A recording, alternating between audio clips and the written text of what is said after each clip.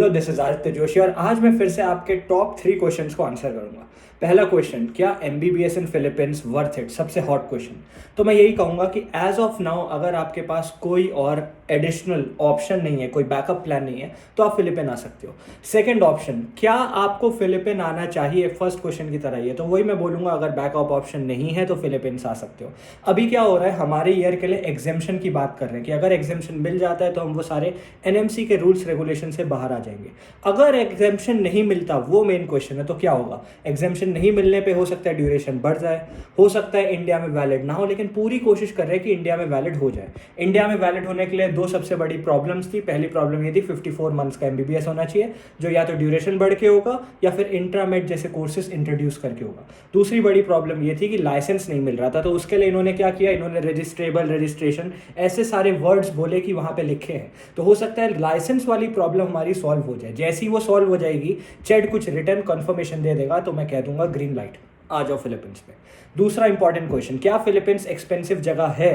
तो इसका आंसर मैं शॉर्ट में दूं तो हाँ, कंपैरेटिवली एक्सपेंसिव है। यहाँ की करेंसी अगर एक्सचेंज देखें इंडिया से, तो 1.42 चल रहा है एज ऑफ नाउ। मतलब इंडिया से 1.42 टाइम्स ज़्यादा स्ट्रॉन्ग करेंसी है यहाँ की। जो चीज़ इंडिया में 10 रुपये की आएगी, वो यहाँ कितने की आएगी? यहाँ आएगी 14.2 रुपये की। इस तरीके से आप देख सकते हो, जो चीज़ इंडिया में 100 रुपये की है, वो यहाँ 140 रुपये की है। लिविंग एक्सपेंसेस यहाँ कंपैरेटिवली थोड़े से ज़्यादा एक्सपेंसिव है। इसका मतलब यहाँ पे जिस अपार्टमेंट में रहता हूँ, मैंने आपको बताया होगा कि वो INR 30,000 के अप्रॉक्स बैठ जाता है। तो अगर मैं यहाँ पे लिविंग एक्सपेंसेस की बात करूँ, तो वो थोड़े से एक्सपेंसिव हो जाते हैं। थर्ड और फाइनल क्वेश्चन ये है, क्या एनमैट ज़रूरी है? हाँ, एनमैट ज़रूरी है। जैसे रशिया में आपने सुना होगा क्रॉक वगैरह होता है, यूक्रेन में क्रॉक वगैरह होता है, जो भी है। तो अभी यहाँ पे फिलीपींस में एनमैट जरूरी है एज ऑफ नाउ। ऐसा इसलिए क्योंकि नीट जैसे इंडिया में देते हैं एमबीबीएस में घुसने के लिए, यहाँ पे आप एनमैट की परीक्षा पार करते हो ताकि आप एमडी में घुस सको। एमडी में घुसने के बाद ही आपको मेन प्रॉपर एमबीबीएस चालू होता है। अब एनमैट कब दे सकते हो? तो साल में 2-3 बार होता है। मैं आपको सजेस्ट करूंगा कि बीएस खत्म होने का वेट मत करो, उसके दौरान एनमैट दे दो। अगर पहली बारी में नहीं भी निकलता तो आपको एक और या 2 और चांस मिल जाएंगे एनमैट क्लियर करने के। मेरे पर्सनली 82 परसेंटाइल आई थी एनमैट पे, जो कि बहुत अच्छी मानी जाती है। टॉप वगैरह मार लिया था मैंने एनमैट में, तो ज़्यादा पढ़ने की ज़रूरत नहीं है।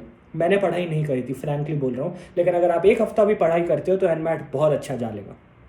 तो ये थे अभी के टॉप 3 हॉट क्वेश्चंस। पहली बात, कि आपको फिलीपींस आना चाहिए, तो अगर बैकअप ऑप्शन नहीं है और आपको लगता है कि आपको एमबीबीएस ही करना है, फिलीपींस से ही करना है, क्योंकि out of all the remaining countries abroad में जितनी भी कंट्रीज है, क्लिनिकल एक्सपोजर फिलीपींस में हाईएस्ट है, ये मैं मानता हूँ। तो इन सब के बेसिस में अगर फिलीपींस आना चाहते हो तो आ सकते हो। दूसरी चीज़, एनमैट का क्वेश्चन, हाँ एनमैट देना पड़ेगा, हाँ एनमैट में 40 परसेंटाइल लानी है, नहीं एनमैट टफ नहीं है।